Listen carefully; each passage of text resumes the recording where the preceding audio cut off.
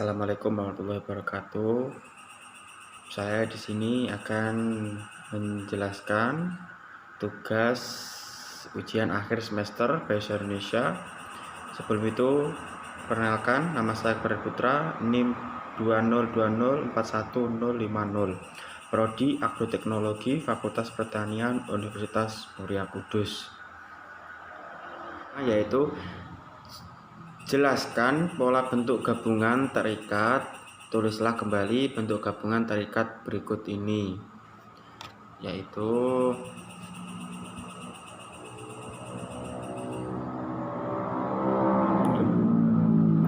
yang pertama, yaitu soal pertama, jelaskan pola bentuk gabungan terikat. Tulislah kembali bentuk gabungan terikat berikut ini: adi ditambah kuasa, catur ditambah tunggal, dwi ditambah warna, ekstra ditambah kulikuler, kontra ditambah revolusi, purna ditambah wirawan, sabta ditambah krida, sub ditambah bagian. Selanjutnya yaitu adalah jawabannya. Jawabannya adalah unsur gabungan kata yang lazim disebut kata majemuk, termasuk istilah khusus ditulis terpisah. Contohnya yang tadi, adi ditambah kuasa sama dengan, yang benar adalah adi kuasa, bukan adi kuasa. Maksudnya adi kuasa itu harusnya dipisah, bukan digabung. Selanjutnya yaitu catur ditambah tunggal. Yang benar adalah catur spasi tunggal, bukan catur tunggal atau digabung. Selanjutnya yaitu dwi warna, sama dengan, yang benar adalah dwi spasi warna, bukan dwi warna atau digabung. Selanjutnya yaitu ekstrakurikuler. Yang benar adalah ekstrakurikuler, yaitu digabung, bukan dipisah. Selanjutnya yaitu kontra ditambah revolusi. Yang benar adalah kontra revolusi, yaitu jadi kontra revolusi itu dipisah, bukan digabung. Selanjutnya yaitu purna plus wirawan. Yang benar adalah purna wirawan, yaitu digabung atau tidak dipisah. Selanjutnya sabta krida. Yang benar adalah sabta krida, yaitu digabung, bukan dipisah. Selanjutnya subbagian. Yang benar adalah subbagian, sama, yaitu digabung, bukan dipisah. Selanjutnya yaitu nomor 2. Jelaskan perbedaan bentuk penalaran deduktif dan bentuk penalaran induktif dan berikan contohnya. Jawabannya, penalaran deduktif adalah memberlakukan prinsip-prinsip umum untuk mencapai kesimpulan-kesimpulan yang spesifik.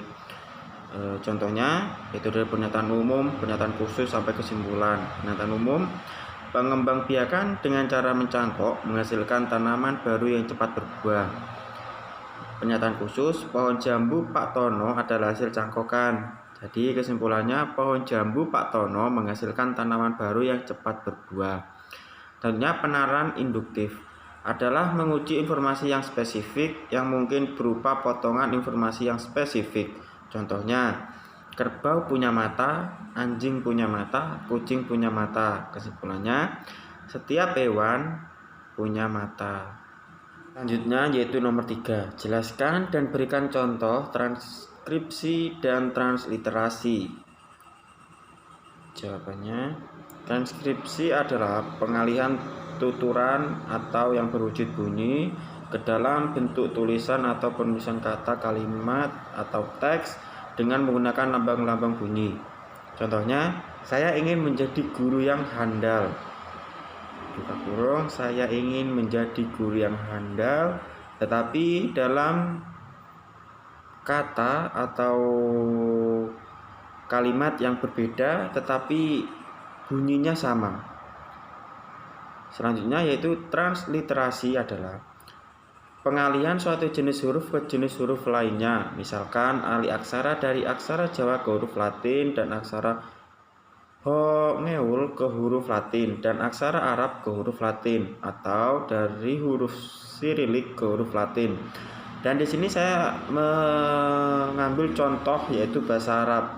Misalnya mempunyai banyak huruf yang tidak dimiliki oleh bahasa Indonesia. Huruf-huruf seperti sa, ho, da, to, do, ain, hoin. Dalam bahasa Indonesianya hampir sama, tapi pengejaannya sa, ho, da, to, do, ain, hoin. Dan lain-lain yang tidak dimiliki padaannya dalam bahasa Indonesia.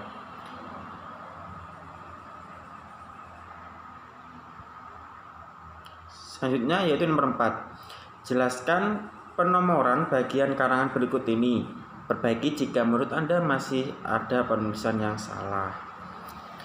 Jawabannya, nomor bab tulis dengan angka Romawi kapital, yaitu 1, 2, 3, dan seterusnya. Sedangkan nama bab tulis dengan huruf kapital dengan jarak 2 spasi. Nomor dan nama sub bab serta anak subbab ditulis dengan huruf kecil, kecuali huruf pertama setiap kata selain kata sandang. Nomor urut subbab ditulis dengan abjad huruf kapital A, B, C, dan seterusnya. Sedangkan nomor urut anak subbab di angan angka Arab ya atau 1, 2, 3, dan seterusnya.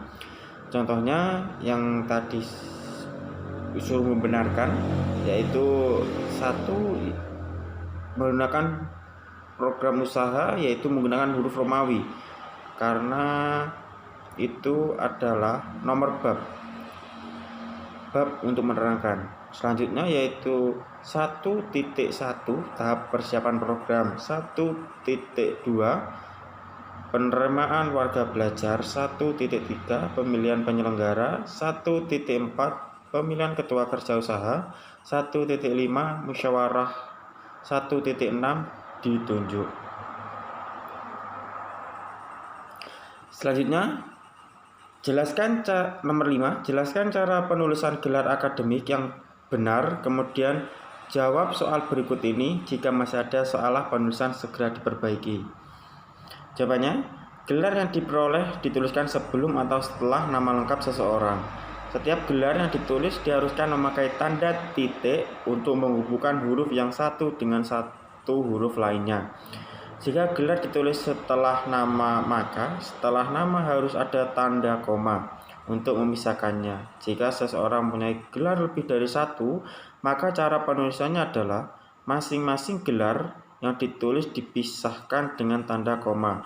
Maka untuk contoh sebagai berikut, Sari Nasution, S PD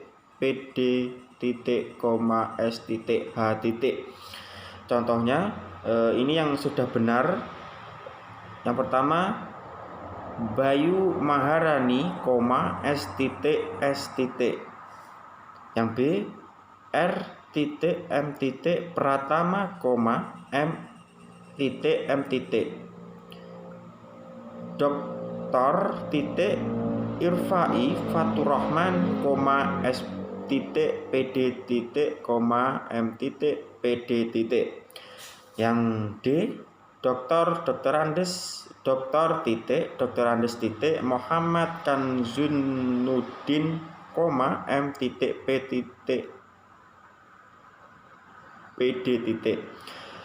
Yang 5, Profesor Dr. Ahmad Ulin Nuha, M. PD.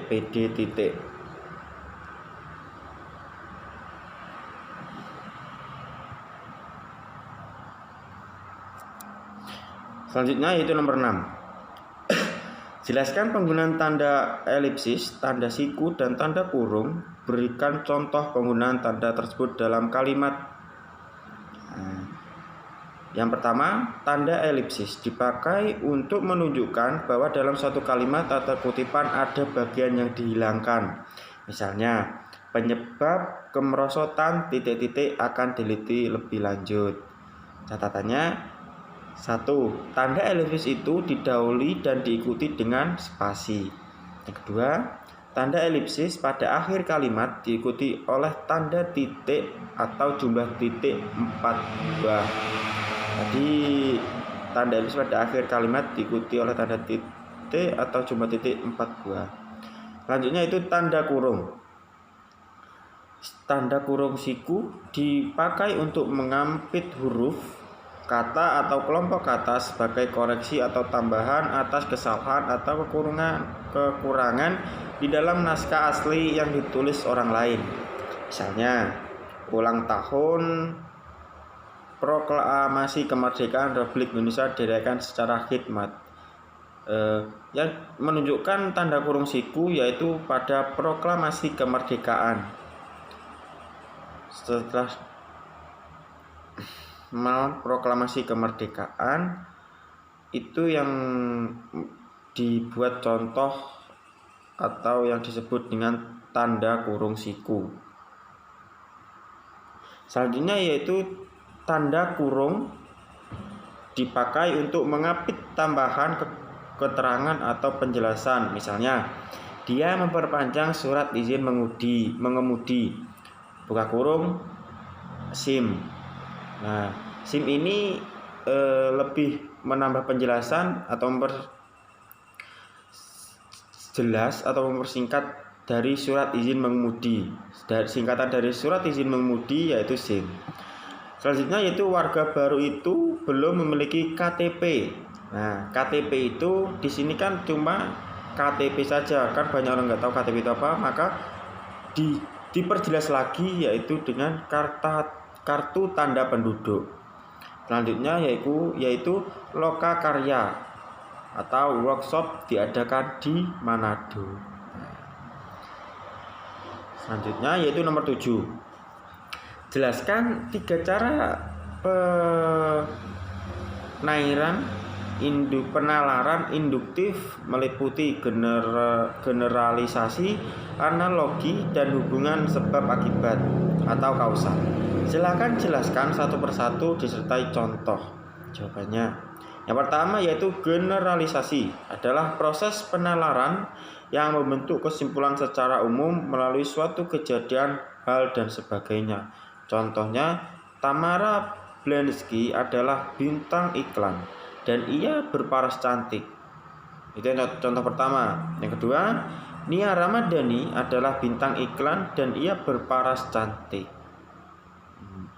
Selanjutnya yaitu analogi adalah proses penalaran berdasarkan pengamatan terhadap gejala khusus dengan membandingkan atau mengumpamakan suatu objek yang dianalogikan sampai dengan kesimpulan yang berlaku umum. Contohnya, misalnya manusia tidak suka diganggu dan diancam keselamatannya. Misalnya itu kan manusia tidak suka diganggu dan diancam keselamatannya. Jadi itu adalah gejala khusus dengan membandingkan atau mengumpamakan suatu objek yang dianalogikan sampai dengan kesimpulan yang berlaku umum. Jadi, yang itu contohnya analogi, penalaran analogi. Selanjutnya itu hubungan kausal adalah penyusunan paragraf dengan menggunakan fakta-fakta yang memiliki pola hubungan sebab akibat. Misalnya, jika hujan-hujanan, kita akan sakit kepala, atau Rini pergi ke dokter karena ia sakit kepala. Selanjutnya itu nomor 8. Jelaskan yang dimaksud dengan silogisme, berikan contoh silogisme. Silogisme juga disebut sebagai penyimpulan tidak langsung karena konklusi diambil dari 2 permasalahan yang dihubungkan dengan cara tertentu agar lebih paham diperhatikan. Contoh sederhana ini. Premis mayor, jika hujan saya naik becak. Premis minor, sekarang hujan. Itu contohnya untuk silogisme. Selanjutnya yaitu apa yang dimaksud dengan konjungsi, sebutkan jenis konjungsi dan berikan contoh. Yang pertama adalah konjungsi atau kata sambung atau kata hubung adalah kata untuk menghubungkan kata-kata, ungkapan atau kalimat-kalimat dan sebagainya dan tidak untuk tujuan atau maksud lain. Yang pertama yaitu adalah kan tadi sebutkan jenis-jenis konjungsi. Nah, yang pertama korelatif. Konjungsi korelatif digunakan untuk menghubungkan dua kata, frasa, klausa yang memiliki suatu konjungsi setara. Konjungsi yang termasuk dalam konjungsi korelatif sebagai berikut, baik titik-titik maupun titik-titik. Nah, itu yang dinamakan konjungsi korelatif. Terus ada juga contoh, jangankan titik-titik pun titik-titik, dan seterusnya. Konjungsi yang selanjutnya yaitu konjungsi subordinatif. Konjungsi menghubungkan dua kata, frasa, klausa yang memiliki status konjungsi bertingkat. Contoh konjungsi subordinatif, penggadaian. Penggadaian kan banyak mengandung arti, andaikan, sekiranya, seandainya. Itu pengandaian. Selanjutnya yaitu syarat. Syarat itu juga banyak mengandung makna, yaitu jika, kalau, asalkan, dan bila. Selanjutnya yaitu konjungsi koordinatif. Konjungsi koordinatif hampir sama dengan konjungsi korelatif. Bedanya konjungsi korelatif gunakan pada klausa sederhana. Contohnya konjungsi koordinatif dan, tetapi, atau. Jadi konjungsi koordinatif dan konjungsi korelatif hampir sama, tetapi konjungsi korelatif digunakan pada klausa sederhana. Nomor 10 yaitu tentang wacana. Wacana dibagi menjadi 5, yakni narasi, deskripsi, eksposisi, argumentasi, persuasi. Jelaskan ciri-ciri dan perbedaan tiap wacana tersebut serta berikan contohnya. Yang pertama adalah wacana narasi. Paragraf yang menceritakan tentang terjadinya sebuah peristiwa yang berlangsung dan berdasarkan kronologi atau urutan peristiwa. Itu ciri-ciri yang pertama. Yang ciri-ciri yang kedua, isinya disampaikan secara kronologis. Ciri-ciri yang ketiga, banyak ditemukan kalimat yang mengandung unsur pembuatan ataupun tindakan, memiliki alur yang jelas seperti orientasi, klimaks, dan penyelesaian masalah. Contohnya wacana narasi yaitu pada cerpen, novel, dan biografi. Selanjutnya yaitu wacana deskripsi. Ciri-cirinya, karangan menggambarkan sebuah objek yang nyata atau bisa diterima oleh panca indera. Yang ciri-ciri yang kedua, karangan menunjukkan suatu objek dengan sangat jelas sehingga membuat pembaca seolah ikut merasakan atau mengamati sendiri apa yang dijelaskan penulis. Yang ketiga, ciri-ciri ketiga, karangan mempunyai sifat objektif. Dengan bahasa lain, penulis menunjukkan sebuah objek atau benda secara nyata dan apa adanya, tidak berpihak. Contohnya, ruang. Ini contohnya wacana deskripsi. Ruang kelasku. Ruang kelasku kami kelas 7B sangatlah luas dan nyaman. Ruangan itu begitu luas untuk menampung 30 siswa-siswinya dengan panjang sekitar 7 meter dan lebar sampai 6 meter. Karena luas tersebut, seringkali ruangan ini juga digunakan untuk rapat oleh guru-guru. Kelas kami memiliki 31 pasang meja dan kursi yang menghadap langsung pada 2 buah papan tulis yang sangat besar. Dan juga kami juga mempunyai 2 buah lemari yang besar dan ditaruh samping meja dan guru, dan di belakangnya tempat duduk siswa yang paling belakang. Lemari yang terletak di depan dipakai untuk menaruh perlengkapan kelas, misalnya buku absen, buku cetak, dan alat-alat seperti spidol dan penghapus. Selanjutnya itu wacana persuasi. Ciri-ciri yang pertama, sering memakai alasan-alasan yang kuat diikuti dengan data-data yang fakta, menjadi pendukung untuk mengajak atau mengingat. Paragraf ini bertujuan untuk mempengaruhi pembaca. Selanjutnya yaitu berupaya untuk meyakinkan pembaca agar melakukan atau percaya yang ditulis oleh penulis. Selanjutnya banyak memakai kata-kata ajakan seperti ayo, mari, lakukanlah, dan lain sebagainya. Jadi wacana persuasi ini banyak menggunakan Jadi contoh-contoh ini banyak menggunakan kata ayo, mari, lakukanlah. Jadi apabila ada kata-kata atau cerita yang berisikan atau banyak memakai kata ajakan seperti ayo, mari, lakukan, berarti dalam wacana tersebut adalah wacana persuasi. Contohnya di sini, membaca merupakan aktivitas yang banyak manfaatnya. Dengan membaca, ilmu serta wawasan kita akan semakin luas, menjadikan kita tidak akan tertinggi oleh zaman yang semakin maju.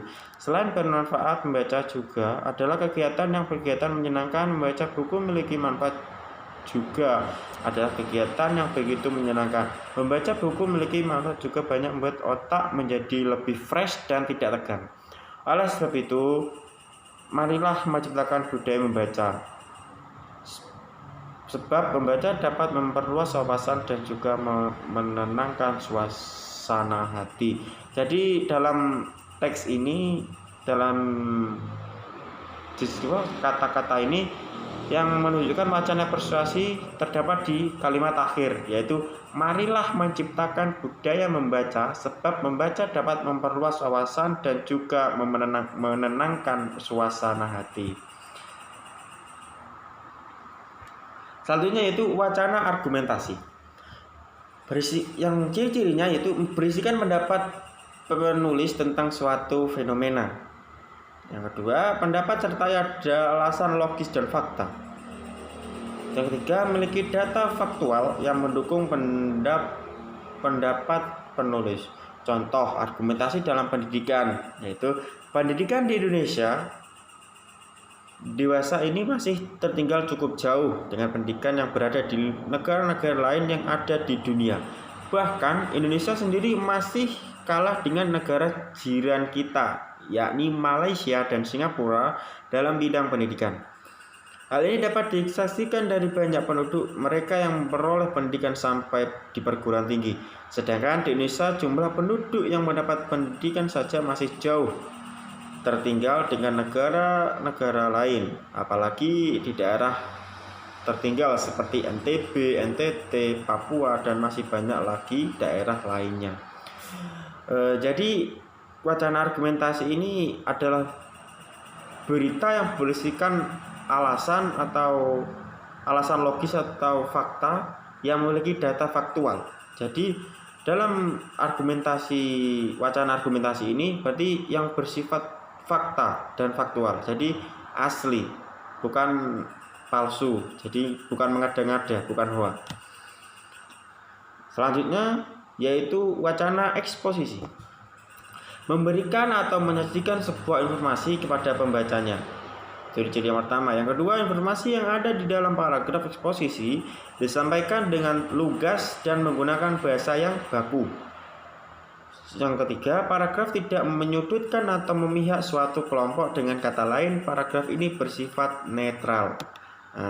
Jadi contohnya, hewan karnivora merupakan jenis hewan pemakan daging. Hewan jenis karnivora mempunyai ciri-ciri gigi yang sangat tajam dan rahang yang sangat kuat. Gigi dan rahang berfungsi sebagai mencabik-cabik daging mangsanya. Hewan dengan jenis yang satu ini diantaranya seperti harimau, singa, buaya, beruang, dan elang, dan lain-lain sebagainya. Jadi wacana eksposisi ini memberikan atau menyajikan sebuah informasi pada pembacanya. Dan dalam contohnya ini dapat disimpulkan bahwa si penulis memberikan atau menyajikan kalimat pada pembacanya dengan memberitahu bahwa hewan karnivora itu memiliki kuku panjang, rahang yang sangat kuat, gigi yang sangat tajam, dan contoh hewannya yaitu ada harimau, singa, buaya, beruang, elang, dan sebagainya. Baik, cukup sampai di sini. Apabila ada salah kata atau penjelasan yang kurang, saya mohon maaf sebesar-besarnya. Wassalamualaikum warahmatullahi wabarakatuh. Salam budaya.